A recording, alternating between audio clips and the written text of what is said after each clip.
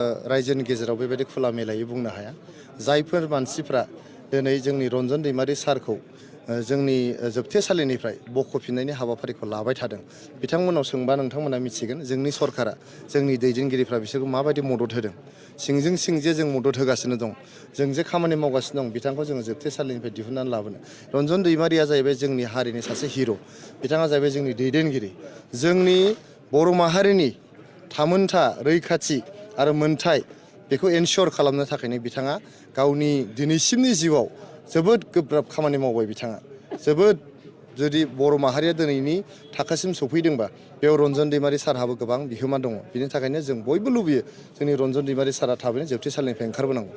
माखासे दायाव जेलनिफ्राय आं दहायनो बुंदों जे मददखौ जों होबाय थादों। दिनैहाय जायफोर सुबुंफ्रा बिथांखौ जोबथेसालिनिफ्राय बरननायाव दैदेनगासिनो दङ, आयेननि खामानिखौ मावगासिनो दं, सुप्रिम कर्टआव खामानि मावहैगासिनो दं, लयारफोरजों खामानि मावगासिनो दं, बेखौ नोंथांमोना सोंबानो मिथिगोन। आं बुंलायनांगौ बाथ्रा नङा बेयावहाय।